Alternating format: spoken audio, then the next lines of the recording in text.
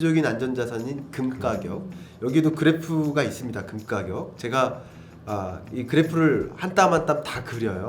여기 있는 모든 그래프 오늘 강연 자료 다 제가 그린 건데 여기에 있는 그 금 가격을 제가 유일하게 잘 안 쓰는 색깔을 넣었어요. 금 색깔을 치는 금 가격만 센스 있죠. 근데 편집 과정에서 어떻게 됐는지 저도 모르겠지만 금 가격으로 발라놨습니다. 근데 그 금 가격도 역시 여러분이 단 한 번도 경험해보지 못한 국제 금 가격. 네, 나왔어요. 경신 9월달 경신. 안녕하세요. 보라보라입니다. 안녕하세요, 미정입니다. 네, 안녕하세요. 경제 읽어주는 남자 네. 김원섭입니다. 반갑습니다. 네, 잠깐만 자기 소개 한번 해주시고 본인 소개 한번 네. 부탁드립니다. 저는 경제 읽어주는 남자 김원석이고요. 저는 뭐 평생 경제연구원에서 경제 분석하고 경제 전망하고 그렇게 살아왔습니다. 뭐 특히 뭐 현대경제연구원에서도 경제 전망 보고서로서 이렇게 보고서만 발표하다가 제가 뭐를 느꼈냐면 이게 정말 대중들이 다 알아야 될 내용인데 너무 지들끼리 하는 용어로 쓴 연구자들의 언어로만 쓰여진 거죠. 네. 그래서 이게 사실 대중화되기는 어렵겠다. 그래서 저는 어떤 생각을 했냐면 이런 내용을 좀 쉬운 언어로 바꿔서 대중들에게 읽혀져야 될 책이 돼야 되지 않을까. 우리 트렌드도 중요하지만 소위 경제라는 것을 먼저 들여다볼 수 있는 기회가 돼야 되겠다. 그래서 사실 책이 아니면 제가 보통 대중을 만날 일이 별로 없어요. 보통은 기업을 만나죠. 그리고 정부 당국을 많이 만나고요. 그래서 이런 내용을 이제 좀 책을 통해서 좀 쉽게 남들보다는 조금 더 쉽게 다 읽을 수 있게 그렇게 한번 해보자 하는 마음으로 책을 계속 발간하고 있는 이때는 작가라고 해서 작가 김광석입니다. 네, 책에도 반갑습니다. 그래서 네. 이렇게 대중에게 다가가는 김광석입니다. 이렇게 써 있는 것 맞습니다. 같아요. 예. 대중에게 다가가는 이코노미스트입니다. 네. 예. 네. 그러니까 저는 이제 계속 제가 스스로 분석하는 사람이니까 네. 저의 스스로의 재테크도 잘해야 될 거 아니에요. 근데 예를 들어 재테크의 시작은 대출부터 시작돼요. 웬만한 분들이 또 대출에 의존하고 이거 있죠. 여쭤보려고 그랬는데. 그러면 저는 2019년에 주택담보대출을 일으켜서 집을 샀는데 왜냐면 제가 2020년에 집사라고 했었거든요. 집 가격 오를 테니까 20년에요. 20년 전망에는 그러니까 19년에 19년에 냈던 20년 전망에는 네. 영끌에서 집 사시라고 했어요. 거의 좀 네. 쉽게. 매매 가격이 오를 수밖에 없다. 왜냐면 금리가 떨어지니까 자산 가치가 오르고 그밖에 다른 여러 가지 요인들이 있겠죠. 그러면 이제 재테크에 또 중요한 것이 대출인데 네. 그때 대출을 할 때 선택해야 될 게 뭐냐면 고정금리냐 변동금리냐 이거부터 시작돼요. 맞아요. 근데 일반적으로 통상적으로는 저는 고정금리를 선택하라고 말씀드려요. 왜냐면 앞으로 금리가 어떻게 될지 모르시잖아요. 그쵸. 그 모르는 걸 다시 말해서 불확실성이라고 하는데 네. 불확실성을 내가 줄까 은행아 네가 져라 이거를 가지고 싸우는 게 변동이냐 고정금리예요. 변동금리를 선택하는 건 내가 짊어질게 이거예요. 네. 고정금리를 선택한다는 얘기는 나는 그 부담 없이 너가 그 불확실성을 가져가 그 위험을 네가 가져가 이런 뜻이에요. 고정으로 했다가 또 내려가면 갈아탈 수 있잖아요. 뭐 그런 것도 있겠죠. 근데 이제 저 같은 경우는 2019년에 변동금리를 선택했다는 거죠. 왜 왜? 그랬을까요? 금리가 떨어질 것을 전망했으니까. 금리가 떨어질 것을 전망했기 때문에 당연히 지금 변동금리로 시작하는 거고 원래 최초금리도 싸죠. 맞아요. 변동금리가. 쌉니다. 왜냐하면 그 불확실성을 내가 안기 때문에 싼 거예요. 그래서 고정금리가 더 비싸게 시작하죠. 근데 저는 금리가 떨어질 거라고 전망했기 때문에 변동금리를 선택했어요. 그렇다면 지금은 고정금리를 하라고 지금은 하시는 말씀은 고정금리죠. 더 무조건이지. 이상은 예. 안 내려갈 수도 있다고. 더 이상 내려가기는 어렵고요. 음. 지금으로서 21년만 말씀드리면 어쨌든 지금 기준금리가 유지될 겁니다. 기준금리가 유지되지만 시중금리, 시장금리라고도 하죠. 네. 시장금리는 저점을 찍고 반등할 여지가 많습니다. 그러니까 그렇기 때문에 지금이 가장 낮은 금리다라고 강조를 하는 거예요. 그런 측면에서 우리가 어떤 금리를 선택할지도 여기서 금리 전망부터 시작되는 거죠. 특히 이 금리는요 어제 오르고 내일 내리고 이런 게 아니에요. 스탠스의 변화예요. 아까 제가 보여드렸죠. 2008년 글로벌 금융위기 때 미국이 금리를 내렸다가 2015년 12월까지 계속 유지했어요. 이해 가시죠? 스탠스예요, 스탠스. 그래서 20년 전망에서는 완화의 시대라고 했죠. 긴축의 시대에서 완화의 시대.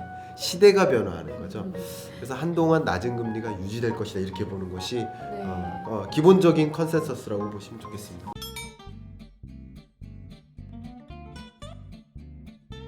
당연히 이제 금리가 낮을 때는 네. 적극적으로 대출에 의존하려는 경향이 있어요. 네. 그래서 이름하여 부채 경제라고 제가 네. 표현을 했죠. 네. 그래서 한국 경제 트렌드의 하나가 부채 경제입니다. 강연에선 못 해드렸지만 네. 경제의 3대 주체가 있죠. 하나가 정부, 기업, 가계. 이 경제 3대 주체가 다 과다 부채에 의존하고 있어요. 정부도 코로나19 충격으로부터 극복하기 위해서 있는 빚 다 끌어다가 추경하고 했거든요. 그게 필요 없었던 일이라고 생각하진 않아요. 필요한 일이에요. 근데 이제부터 굉장히 중요한 일이에요. 왜냐하면 너무나 과다 부채에 시달리고 있기 때문에 네. 제가 책에다가 뭐라고 했냐면 지금부터는 세수로 연결될 수 있는 세출, 한 단위 한 단위 세금을 쓰더라도 세수를 고려한 세출이어야 된다. 그냥 쓰는 게 아니라 견실하게 성장할 만한 그 대상에게 세금을 지원해줘서 이 죽음의 계곡으로부터 건너뛸 수 있도록 해줘서 이들이 세금을 많이 낼 수 있게 해서 네. 다시 적정 부채로 만들어야 된다라는 얘기를 했죠. 원복을 기업 시켜야 부채도 그렇고요. 기업 부채도 중소기업들의 부채 심각하고, 세 번째는 자영업자, 특히 영세 자영업자의 부채 문제가 네. 굉장히 심각하다. 전체 가계 부채 문제가 심각한 게 아니다.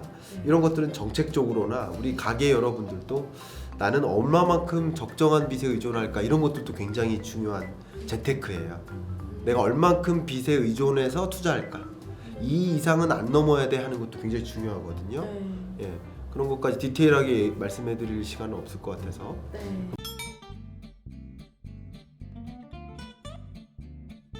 그거는 또 아니죠. 왜냐하면 금리의 결정 네. 중앙은행이 하죠.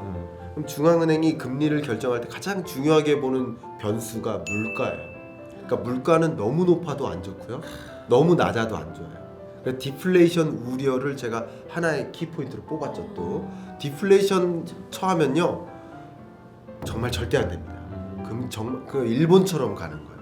잃어버리고. 예, 그쵸. 잃어버린 20년. 그 디플레이션 소용돌이라고 합니다. 절대 처하면 안 되는데 금리와 물가가 역행하기 때문에, 그죠? 금리와 물가는 역행해요. 네. 반대로 움직여요. 그러니까 너무 낮으면 네. 금리를 떨어뜨려서 적정 물가로 만들고, 물가가 너무 높으면 서민들이 힘드니까 네.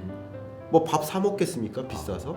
너무 높으면 또 안 되니까 금리를 올려서 적정 물가를 만들어요. 그게 기준금리예요. 물론 성장률도 중요, 여러 가지가 중요한데 계속 한시적으로만 낮게만 경기부양적인 노력도 중요하지만 적정한 수준의 금리가 필요하고, 또 적정한 수준의 금리가 유지될 때 금융기관들도 적정한 수익률이 나오겠죠. 금리는 곧 은행의 수익률이에요. 그러니까 수익률이 이렇게 낮으면 돈이 순환하기가 어려워요. 또 예, 은행 입장에서 수익률이 좀 있어야 저축도 발생하고, 그 발생한 저축을 가지고 네. 자금을 융통해 주는데 저축이 안 되는 거죠. 많은 투자자들이 저축하지 않으려니까. 그럼 기업들이 선순환하지 못해. 그러니까 항상 적정한 금리가 있고 적정한 물가, 적정한 성장률이 있는 거지 그냥 무조건 낮은 게 좋다 이것은 아니라고 볼 수 있는 거죠. 그러니까 말씀하신 게 다 조화롭게. 네. 항상 선순환으로만 흘러가지 질문이 않는다. 좋았어. 질문이 좋았어. 괜찮습니다. 칭찬해. 네.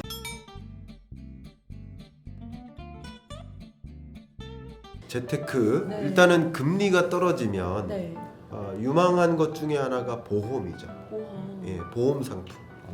그러니까 왜냐하면 은행에 저축하는 거는 이제 수익률이 거의 안 나니까 네. 적정한 수익률이 날 만한 그런 것들도 재테크 수단이 될 것 같고요. 전반적인 산업 패러다임의 변화를 우리가 들여다보면 네. 디지털 전환, 언택트 뉴노멀, 네. 그리고 재생에너지, 이게 다 사실은 한국판 뉴딜 사업이 맞아요. 지원하려는 방향성이에요. 네. 그럼 뉴딜 펀드 같은 것들도 관심 있게 지켜보시면 좀 도움이 될 것 같고요. 또 재밌는 게 바이든 이코노믹스, 바이든이 되면서 여러 가지 변화들이 있는데 이제 그 불확실성이라는 덩어리가 없어져요. 하나 없어져. 불확실성이 완화되죠. 네네. 불확실성이 완화되면 위험 회피 성향이 완화돼요. 제가 예를 들면 코로나19 확진자가 우리나라에서 처음 발생했을 때, 그거 네. 언제인지 아세요? 2월 며칠? 언제요? 그게 설 연휴 중이었어요. 제가 정말. 왜냐면 기억하는 게 설 연휴 중에 우리 큰 상 3개 붙여놓고 가족들 막 열댓 명이서 밥 먹는 그런 거 있잖아요. 그런 자리에서 네. YTN에서 딱 나오더라고요. 확진자 누구 해서 막 여기저기 동선 맞아 알려주고. 맞아. 그때 제가 우리 친척들한테 뭐라고 했을까요? 갖고 있는 돈 뭘로 바꾸라고? 그때 다 금으로 바꾸라고. 그때 나 왜? 맞췄나? 불확실성이 팽배될 때 그때 우리는 많은 투자자가 안전자산을 선호하는 현상이 지배적으로 나타나죠. 그럼 대표적인 안전자산인 금 가격. 여기도 그래프가 있습니다. 금 가격. 제가 이 그래프를 한 땀 한 땀 다 그려요. 여기 있는 모든 그래프 오늘 강연 자료 다 제가 그린 건데 여기에 있는 그 금 가격을 제가 유일하게 잘 안 쓰는 색깔을 넣었어요. 금 색깔을 친 금 가격만 센스 있죠. 근데 편집 과정에서 어떻게 됐는지 저도 모르겠지만 금 가격으로 발라놨습니다. 근데 그 금 가격도 역시 여러분이 단 한 번도 경험해보지 못한 국제 금 가격. 네 나왔어요. 경신 9월달 경신. 그런데 바이든이 되면서 불확실성이 낮아지죠. 위험도가 낮아지죠. 그러면은 조금 더 공격적 투자 대상, 위험 선호 현상이 또 생겨요. 그러면 특히 이 한국판 뉴딜 사업과 같이 네. 그린 컨셉이나 디지털 컨셉 이런 부분에 투자가 또 집중되죠. 주식 투자 관점 이런 것들이 좀 같이 맞물리는 거고요. 다시 태산. 정말 저 한 2시간 더 주실래요? 설명 더 드리고 싶은데 하나만 더 말씀드리면 네. 제가 경제 읽어주는 남자에서도 강조했고 항상 강조를 하고 있지만 경제 전망이라는 책은요. 다시 말하면 경제 성장률을 예측하는 거예요. 그게 경제 전망이에요. 경제 전망이라는 단어는 사실 그런 게 없을 때 경제 전망이라고 쓸 수가 없어요. 그럼 경제 트렌드인 거죠. 그게 없으면 경제 성장률을 전망하는 게 경제 전망인 건데 네. 그게 꽃이죠. 꽃. 그래서 경제연구원들에서 경제 전망 보고서 쓰는 사람들이 그 중에 꽃이에요, 사실. 네, 그렇게 불리워져요. 제가 나름의 네. 꽃이었다는 거. 똑같은 분이십니다. 근데 제가 이 말씀 드리는 게 아니고 많은 분들이 또 악플 달기 시작했어요. 거만해. 안돼. 그러시는데 네. 제가 한 가지 꼭 말씀드리고 싶은 것은 경제 성장률이라는 지표와 주가 지표가 네. 따로따로 논 적이 단 한 번도 없어요. 단 한 번도 없어요. 같이 움직이는 거예요. 적어도 선행하냐 후행하느냐의 차이는 있을 수 있어도 네. 같이 오를 때 오르고 떨어질 때 떨어지는 거예요. 그럼 이제 아까 말씀하실 때 기저 효과 해가지고 네. 분명히 이제 성장은 할 거다. 네. 그럼 주식도 같이 오른다. 그렇죠. 네. 이게 왜 그러냐면 한번 생각해 보세요. 경제 성장률은 GDP가 얼마나 증가하나죠. 네. 그럼 GDP는 우리나라에 100개 기업이 만약에 있으면 100개 기업이 각각 생산해 놓은 걸 다 모아나면 GDP죠. 네. 쉽게 말씀드려서. 그죠? 네. 그러면 경제 성장률이 올라간다는 것은 네. 그 100개 기업의 실적이 올라간다는 뜻이죠. 주가는 당연히 올라가는 거죠. 주가와 경제 성장률은 동행할 수밖에 없는 거예요. 이게 따로 놀면 그 주가 지표가 잘못된 거예요. 그렇게 보시면 돼요. 물론 심리적인 요인도 작용하기 때문에 그렇지만 실적이 좋게 발표되면 심리적으로도 긍정적으로 나타나거든요. 그렇기 때문에 우리가 경제 전망을 해야 된다는 거죠. 경제 전망을 봐야 된다.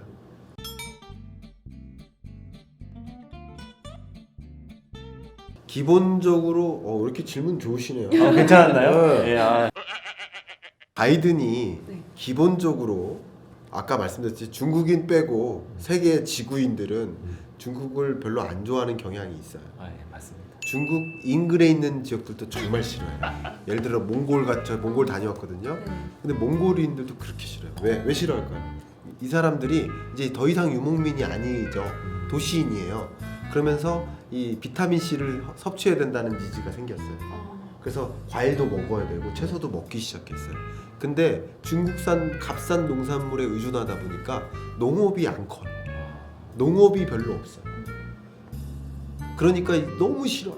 우리 농업 성장시켜야 되는데 그러면서 갑자기 농산물 수출 안 해줄 거야 하고서 탁 막기도 하고 안 좋아요. 그러니까 다 사이가 별로 안 좋아요.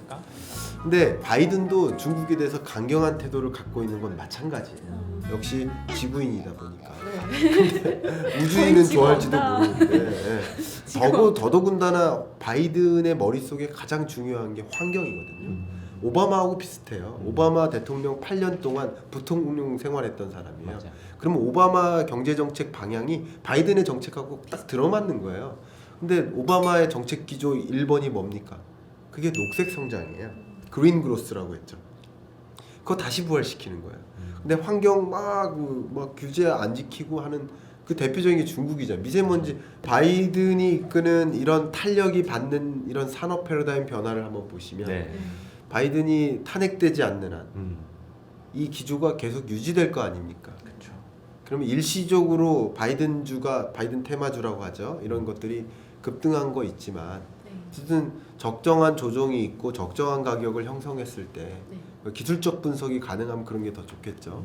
그랬을 때 중장기적인 투자 의사결정 하시면 좋겠죠. 저는 이제 어제 팔고 오늘 사는 건 투자라고 하지 않습니다. 그건 투기라고 하니까 투기하시라는 말씀은 아니고 중장기적인 투자 의사결정을 하신다면 이러한 산업 패러다임의 변화를 보시고 어떤 기업이 어떤 산업이 이런 변화를 이끌어 나갈 것인가 주목할 필요가 있겠죠. 그런 것들을 좀 강조해드리고 싶어요. 이제 갑자기 든 생각인데요. 네.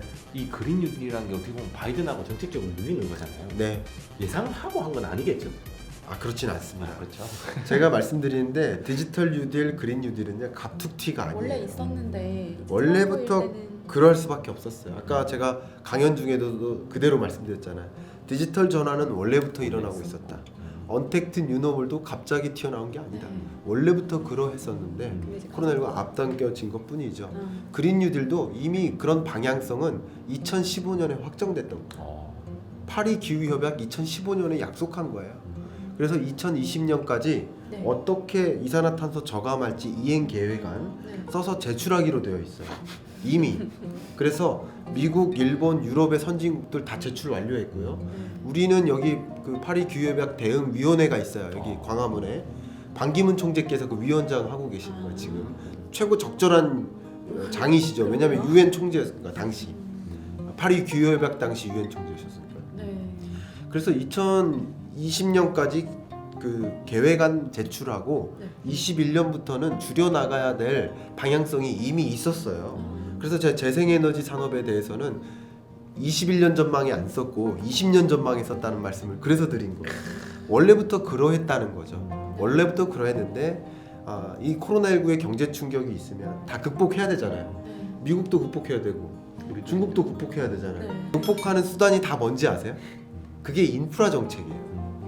인프라 정책을 그게 뉴딜 정책이고 옛날에 대공황 극복했던.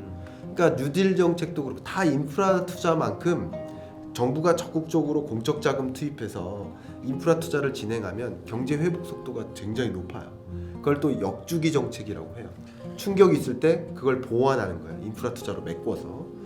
그게 인프라 정책인데 우리나라도 인프라 정책이잖아요. 바이든도 인프라 정책. 트럼프 공약도 인프라 정책이었어요. 송유관 까는 거, 석유 시추 늘리는 거, 석유화학 발전 많이 만드는 거. 환경이 아니었지 인프라 정책인 건 매 한 가지예요. 중국의 1대1로 사업 다 인프라 정책이에요. 그런 관점에서 이런 다양한 디지털 인프라나 그린 뉴딜, 그린 인프라 영역에서 다양한 미국으로부터 중국 다양한 수요가 있을 수밖에 없어요. 그래서 건설사들도 그린 뉴딜을 단행하는 그런 인프라 건설사들이 있습니다. 건설사에서요? 예, 건설사들도 예를 들어 도로교통도 길게 가면 또 ITS라고 하는데요. 지능형 교통 시스템.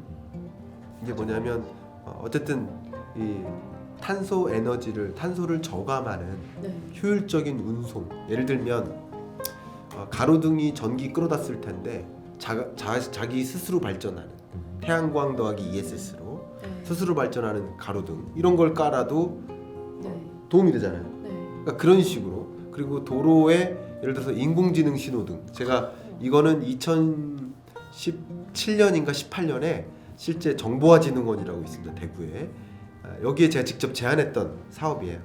인공지능 신호등이 나타나면 사람이 아무도 없는데 보행자 신호등 켜놓고 차들 질비하게 기다리고 있잖아요.